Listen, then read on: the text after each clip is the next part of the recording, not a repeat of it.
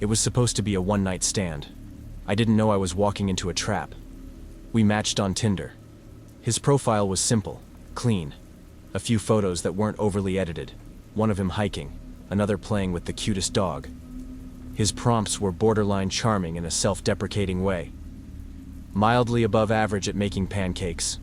Strong contender for world's most patient dog uncle. We talked for a few days. He wasn't pushy. Funny even. I liked that he didn't immediately ask for my number or suggest something gross. He played it cool. Said he'd rather meet in person than burn out over endless texting. I agreed. We grabbed drinks. He picked the bar. Low lighting, good cocktails, just loud enough to make leaning in feel natural.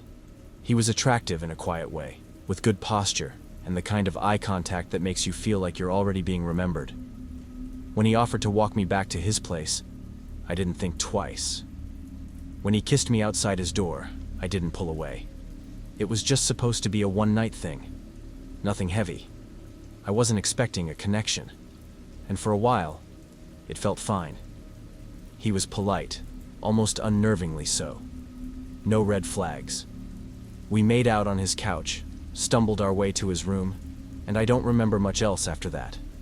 Just skin, heat, breath, sleep. When I woke up, the light through the curtains told me it was already morning. His side of the bed was empty, but I could hear the sound of a pan clinking and something sizzling from the kitchen. I sat up. My clothes were folded neatly on a chair. Weird. But okay. I got dressed, still groggy, and walked to the door. Tried the knob. There wasn't one. I froze. It wasn't locked. There was no handle. Just a flat, blank slab of wood. No knob, no lever, just smooth paneling with a keyhole. My chest tightened. I looked around for my phone, my bag, my keys. Gone.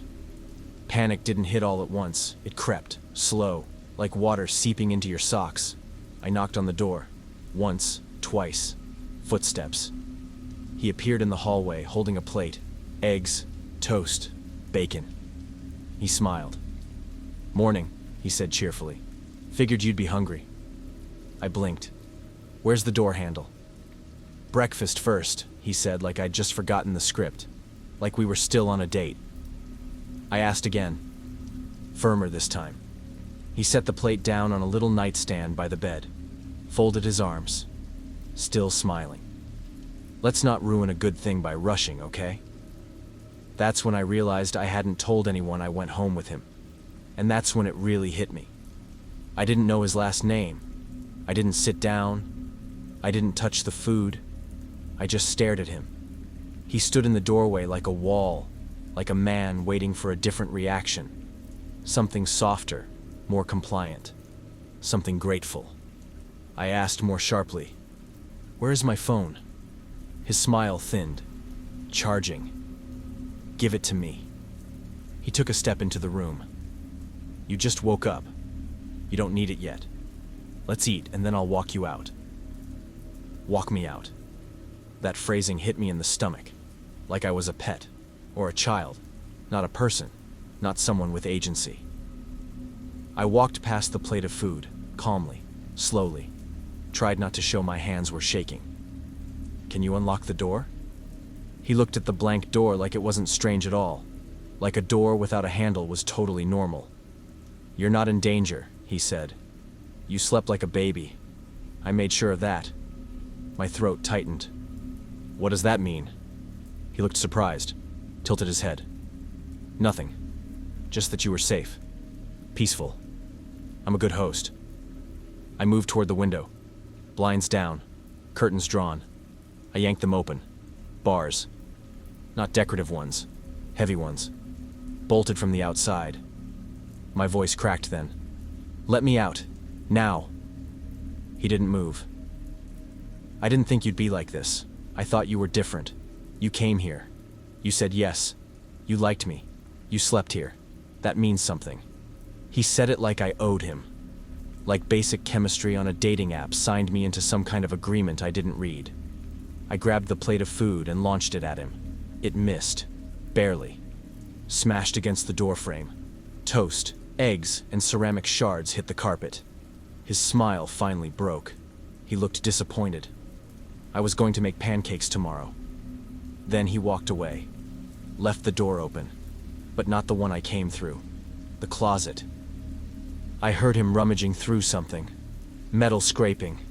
I didn't wait to find out what. I searched every inch of that room.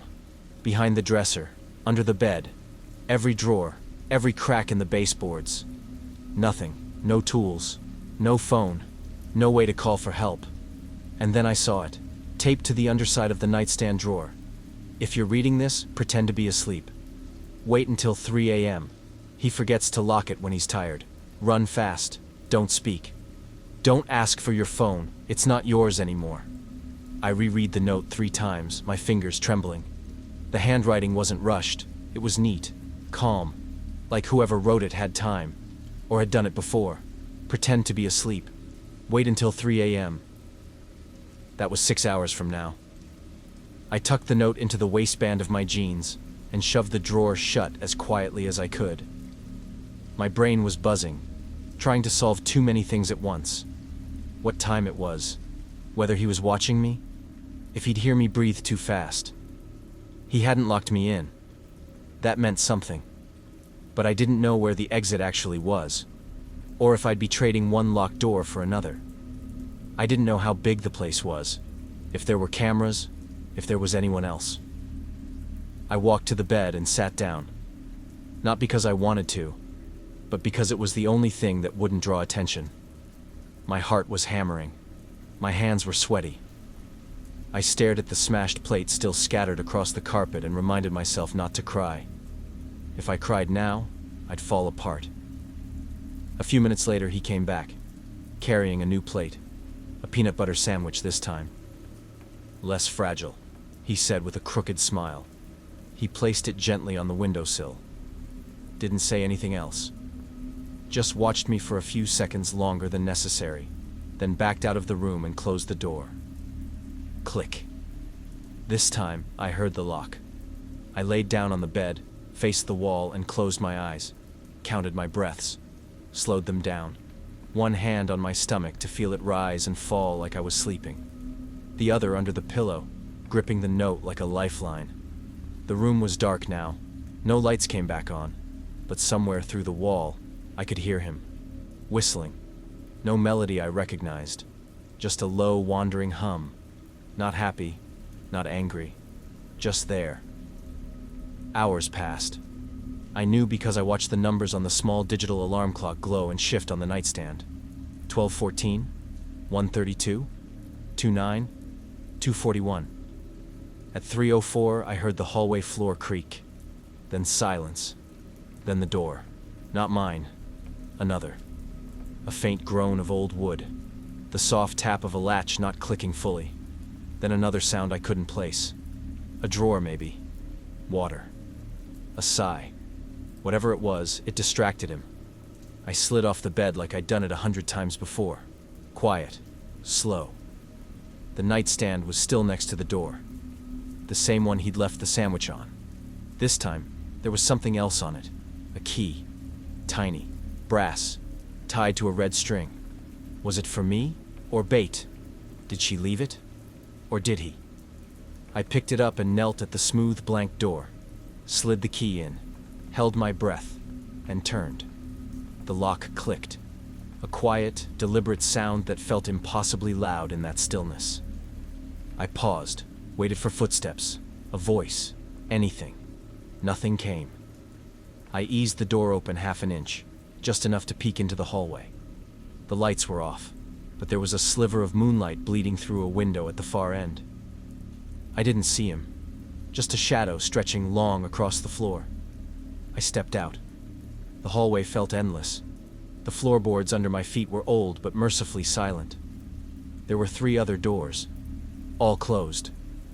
I didn't stop to open any of them. I crept toward the front of the house, guided by instinct and the faint outline of a door with deadbolts on the inside. A coat rack stood in the corner, and hanging from it, my bag. I lunged, dug through it. My phone was there. Dead. I didn't care. I grabbed it, threw the strap over my shoulder, and kept moving. One hand hovered near the wall, steadying myself, The other clutched the key, just in case. The front door had 3 locks. The top one opened. The middle stuck. The bottom turned halfway and jammed. I nearly screamed, twisting, yanking, until finally, with a grind of rust and resistance, it gave. The door swung open. I ran. Didn't look back. Didn't try to be quiet. I bolted across the lawn, barefoot, gravel digging into my soles, lungs burning. A porch light flicked on across the street. I didn't stop running until I got there, pounding on the door with both fists. A woman in a robe opened it, eyes wide, phone in hand. "Call the police," I said, breathless. "Please. Call them now." They found him still in the house. Calm. He said I'd overreacted, said I was paranoid, claimed I'd agreed to extended hospitality. But there were other notes in that room, taped behind drawers, under the mattress, inside pillowcases, left by women who had clearly planned to escape, and some who hadn't. He wasn't just careful, he was experienced. They never found the woman who wrote the note I found. It took me weeks to sleep again, over a year to open a dating app. Even now, I can't be in a room without checking the door, inside and out. I double-check my bag before I leave anyone's place. I leave a pin and a text with a friend every single time, because he was attractive, kind, respectful, normal, because I said yes, because we matched, and because I almost didn't make it out. It was supposed to be one night. I never said he could stay forever. Honestly, the date went really well, like suspiciously well. He was funny, charming in that quiet way that doesn't feel performative, and actually listened when I talked. No weird comments, no red flags. He paid for dinner, walked me to my car, didn't make a move too early. Basically a unicorn in the modern dating pool. So when he asked if I wanted to keep hanging out, maybe watch something at my place, I said yes. It felt easy, safe. We got back to my apartment, picked a movie, didn't finish it. One thing led to another. You know how it goes. He stayed the night, totally normal. The next morning, I woke up groggy, expecting him to already be up and getting dressed. But he was still in bed, scrolling through his phone like he belonged there. I offered coffee. He said yes. We talked a little. I figured he'd leave after breakfast. He didn't. Said it was so nice not to rush anything, and that the vibe between us felt so natural. I smiled, flattered, still in that warm, fuzzy first date glow. He stayed until noon, then 2, then 5. When I hinted that I had errands, he said, "No worries, I'll just hang here until you get back." Like we'd been together for weeks, like my apartment was his home base. I laughed it off, told him I'd rather just do things solo for the day. He smiled, didn't argue, but didn't leave either. That night, he was still there, still hadn't left. Ordered us Thai food, said it was his treat, kissed my forehead like it was the most natural thing in the world. And I remember thinking, maybe this is just one of those whirlwind things. Maybe I'm overthinking it. But by day 3, I wasn't. Because his toothbrush was next to mine. His charger was plugged into my wall. His socks were on my floor. And when I asked him gently, "Hey, are you planning to head home soon?" he just chuckled and said, "Home? This is home now. If I leave, you'll miss me too much." Click. He locked the front door. I didn't say anything at first. Because how do you respond to something that feels like a joke, but isn't funny? He stood there, smiling like always, like the guy I'd met on that first night, but something in his eyes had gone still, like he was waiting to see if I'd push back, like he wanted to see what I'd do with the smallest taste of pressure. I asked why he locked it. He said, "Habit. I always lock doors when I care about someone." I nodded, slowly. Said, "Okay. Can you unlock it?" He didn't answer, just leaned in, kissed my forehead again, and walked back to the couch. That night, I didn't sleep. Not well anyway. I heard him moving around while I was in bed, opening drawers, making himself tea, singing low to himself. Just enough noise to remind me he was there. Just enough presence to keep me from feeling like I had space to breathe. And when I woke up, he was already in the kitchen, making breakfast. Again. Like it was his kitchen. Like he'd always been here. I asked again, calmly, when was he planning to head home? He looked hurt. Legitimately hurt. I thought we were past that. Why are you acting so distant all of a sudden? I told him I just needed space. That things were moving too fast. That it wasn't personal. He nodded, slowly. Took a bite of toast. Then said, "This is just fear. You're scared of love. I've dated girls like you before." The next morning, I woke up to find all the towels in the bathroom had been washed and folded. My dishes were clean. My trash had been taken out. And in my closet, 3 of his shirts, hanging next to mine, not in a bag, not folded, Hungarian. Like he'd just moved in, without asking, without ever saying it. When I confronted him, when I said, "Hey, this isn't working, I need you to leave," his smile dropped, just disappeared. His face went blank. He stood there, arms crossed, and said, "I've told my mom about you. My friends. They're expecting to meet you. You can't just disappear now." That would mess with people. I told him I wasn't responsible for his plans, that I never agreed to anything, that I was allowed to end this, and he said, "No, you're allowed to pretend this was casual, but I know better." I felt it. I tried to get help, tried to loop in friends, but it was too early, too subtle. No screaming, no violence, no keying my car. Just a guy who brought dinner, took out the trash, folded laundry, smiled too much, stayed too long. So no one really saw the problem, except me. And by the time they did, he had a key. I never gave him one. I don't know when he made the copy, but he used it. 2 days after I finally got him to leave, after I packed his things into a bag and changed the locks, I came home from work, and the bag was gone from the porch. My fridge was restocked, and the TV was paused on the show we used to watch together. He wasn't there, but he'd been there. I don't know if it was a parting gift, but I haven't seen him since. Of course, I changed the locks, remained paranoid for weeks, but I'm finally feeling a sense of normalcy and realize I dodged a massive bullet. We met on Bumble. He was one of those rare profiles that didn't feel fake or overly curated. Just a few decent photos, a line about loving jazz, and a prompt answer that said, "I'll know we vibe if you can hold eye contact while telling me your worst dating story." He was charming in a dry, sarcastic way that made you feel like you were the only one getting the joke. First date was coffee, low pressure, quick. Second was a walk through a local art fair where he remembered I liked horror movies and bought me a vintage poster from a vendor without making it weird. The third? Dinner. Somewhere dim, warm, with tablecloths and quiet jazz and the kind of lighting that makes you feel like you're in a memory. He picked the restaurant. Corner booth, already had a glass of wine waiting for me when I arrived. The moment I sat down, I could feel it. The rhythm was effortless.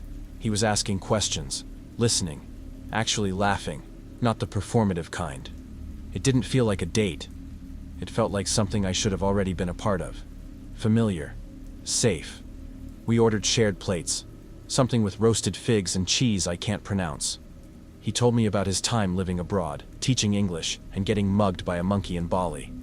I told him about my sister's wedding disaster involving a vegan cake and an accidental meat layer. We were leaning in, that slow magnetic pull of connection happening in real time. Halfway through the second glass of wine, he set down his fork, looked at me a little too long, and said it. "There's something I should tell you." He said it softly, like it wasn't the first time he'd said it to someone. I froze slightly, bracing. You always brace when someone says that on a third date. You expect the usual. I'm not ready for a relationship. I just got out of something serious. I'm moving next month. But he said, "I'm married." I laughed. Not because it was funny, but because it felt like a punchline to a joke I didn't hear.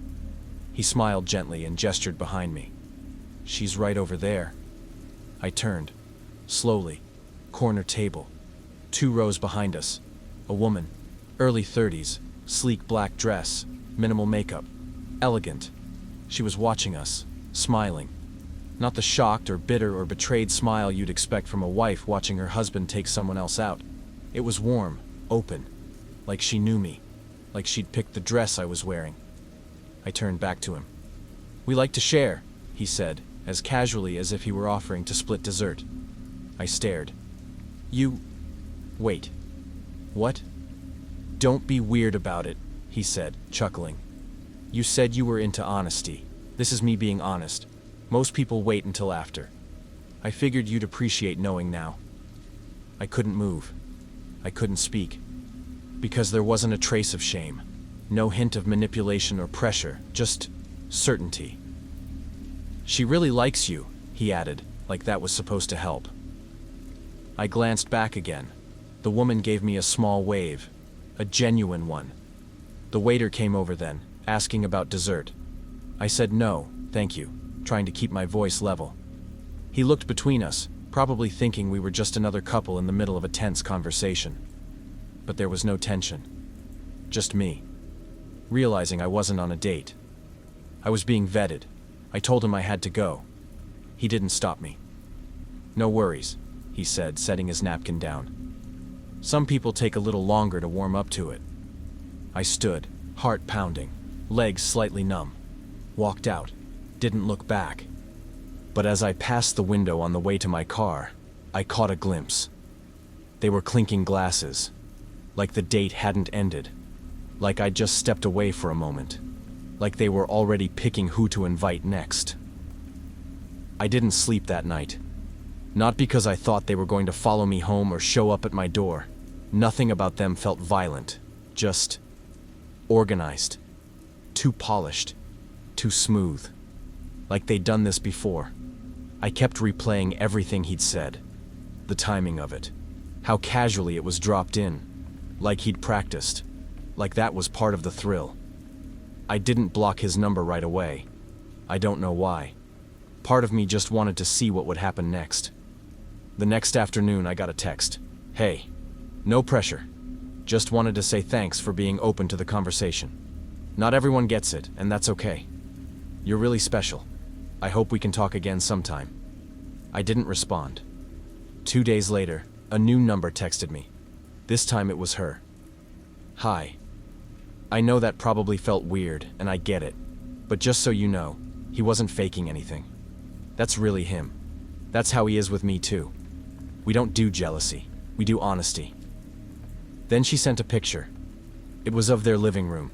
Cozy, neutral tones, a dog curled up in the corner. 2 wine glasses on the coffee table. My Bumble profile photo was on the TV screen, paused mid-swipe. "Just wanted you to know, you weren't random." That's when I blocked both numbers. I could not get with whatever weird scenario they were trying to include me in. I don't date married men ever, no matter how into it the wife is. From the moment I sat down, he never broke eye contact. Not in a flirty way. Not like he was trying to make a connection. It was something else. Too focused, too still. Like he was trying to pin me in place just by staring hard enough. At first I thought maybe he was nervous. Some people overcompensate with eye contact when they're shy. So I smiled, tried to soften it, joked about the traffic, asked him how his week was going. He answered every question slowly, carefully, never looking away, never blinking at the right times. And the weird part was, he smiled. A lot. But it didn't reach his eyes. Not once. They were locked on mine the whole time, wide, flat, unblinking. Like he was watching something crawl across the floor behind me. I kept glancing at the menu to break the tension. But every time I looked up, he was still staring, still locked in. Like this was a staring contest, and I hadn't been told the rules. I asked him about his job. He answered, then asked if I'd ever had a stalker. No context, no segue. Just dropped it into the space between us like a coin in a well. I laughed, nervous, trying to play it off, but he didn't laugh with me. Just tilted his head and said, "You've got the kind of face people follow."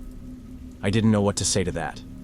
I made some excuse about needing to use the restroom, stepped away, took a breath, looked at myself in the mirror like I could shake it off, told myself I was overreacting, that it was just a bad vibe, that I could finish the drink and leave. I came back. He was still staring, didn't even glance at his phone, didn't touch his drink, just kept his eyes on the empty space where I'd been sitting. I sat back down, and he leaned in, too close, too quiet, then said, "Can I kiss you?" Not flirtatious, not shy, not romantic. It didn't sound like a question. It sounded like a threat. That's what he said after I told him no. Not okay, not I understand, not even the awkward worth a shot kind of shrug most guys give when they misread the vibe. He just whispered it, calm, certain, like my answer wasn't real, like it didn't matter what I said now because he already knew what I'd say later. I laughed, not because it was funny, because my brain didn't know what else to do. I tried to act like I hadn't heard him right, gave him a polite smile, said something vague like, "I think I'm gonna head out soon." But the whole time I could feel his eyes on me, sharp and unblinking, like they were carving something into my skin. He didn't argue, didn't stop me, just watched. And as I stood up to leave, he said, "I'll walk you to your car." I said no, firmly this time. He didn't move, but he smiled, and that smile scared me more than anything else that night. I left without looking back, keys tight in my fist, heart pounding so hard I felt it in my throat. I scanned the parking lot as I walked, checked every shadow, every corner, every reflection in car windows. Nothing. Got in, locked the doors, started the engine with shaking hands, and that should have been the end, but it wasn't. Because the next morning, I got a DM from an account I didn't recognize. No name, no profile picture, just 2 words. "Told you." I blocked it, deleted the app, told myself it was over. Until that weekend, when I saw him again. Not on a date, not in public, outside my apartment, standing across the street, not moving, not saying anything, just watching. And when I stepped onto my balcony, when I made eye contact, he smiled. Same expression, same dead eyes, like he never left the table, like this was still the same conversation, like I was just taking longer to come around. As far as worst dates go, this one tops the list. This wasn't even a date, more like an interview I never agreed to. We matched on Bumble. His name was Drew. Cute, normal bio. Something about loving spicy margaritas and being a dog dad, which is either endearing or a red flag depending on the energy. But his messages were solid. Witty, respectful, not one of those guys who replies with LOL and expects a paragraph in return. After a few days of chatting, he asked me to grab coffee. Midday, public place, low pressure. It felt safe. I said yes. We met at this little indie cafe in the neighborhood. I recognized him right away. Same build, same smile, same scruffy beard. He waved me over to a corner table, already had a drink in front of him, offered to grab me one too. We started talking.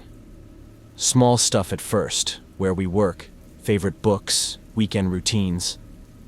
But something felt off. He was weirdly fixated on my last relationship. Asked about it 3 separate times. Wanted to know why it ended. What kind of fights we had. What my emotional triggers were.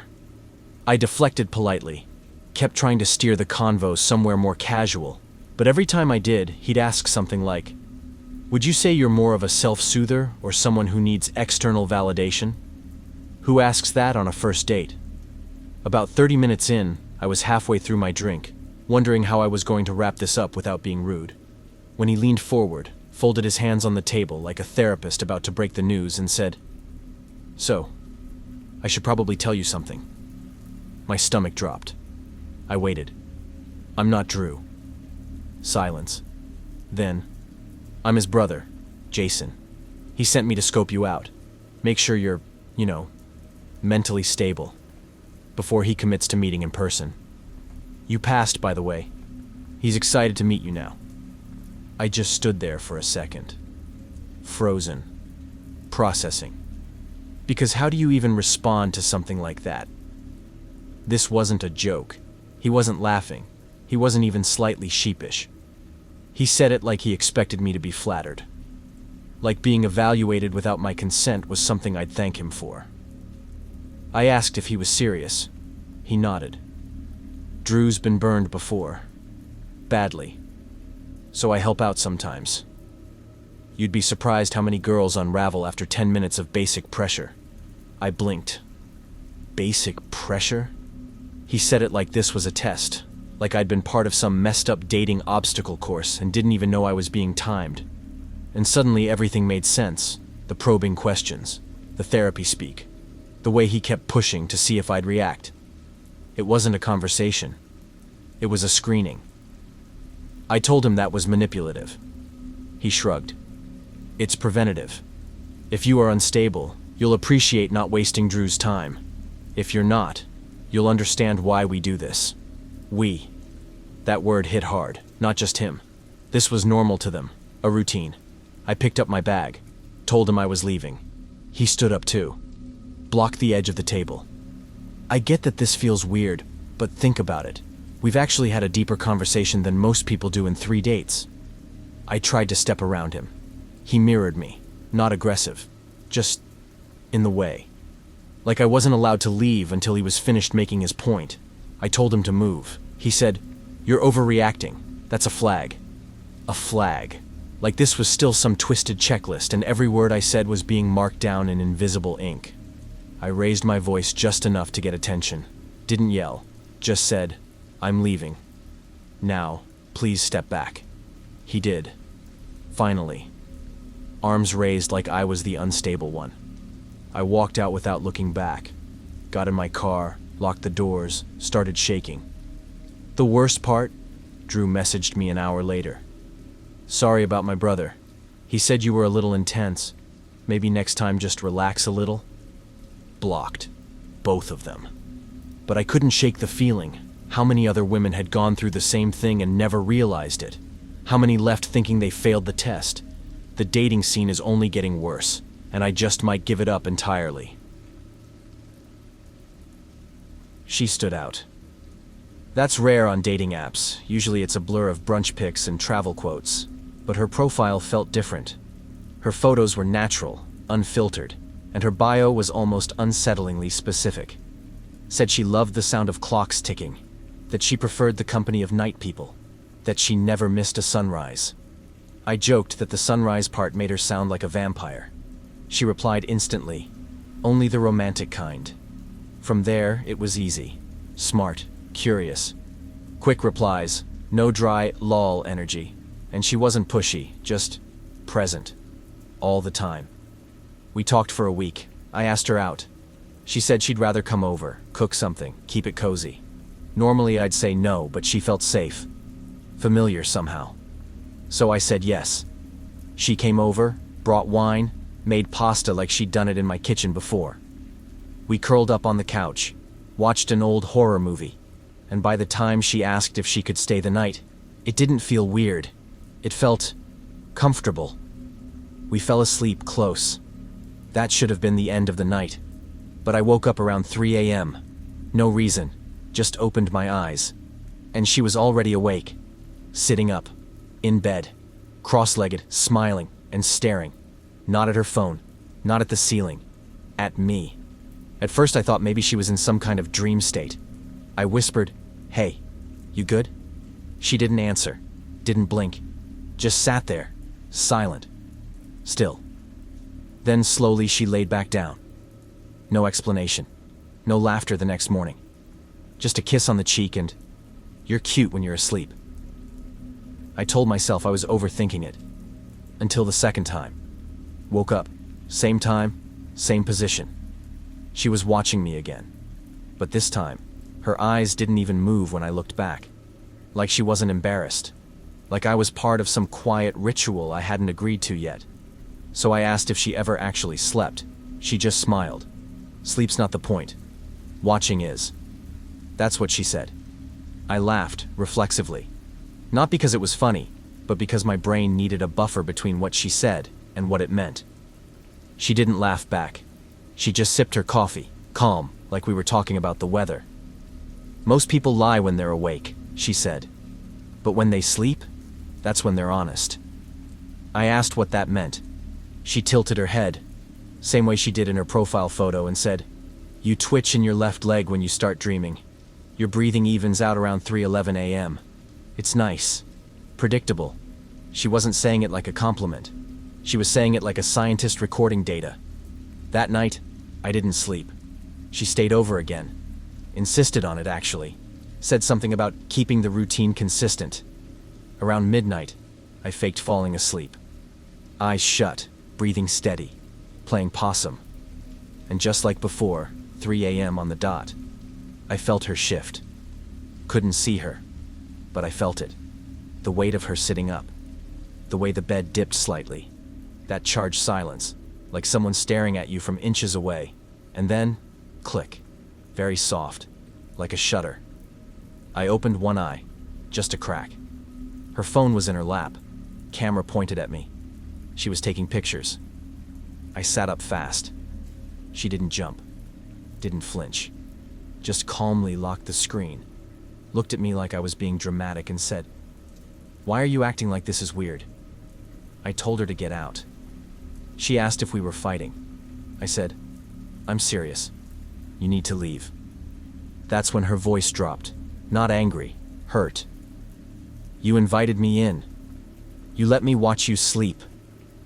She didn't slam the door when she left. She didn't text. She didn't unfollow me. She just vanished. Thank God, because that was too weird, and honestly, I could never see myself living that way for the rest of my life.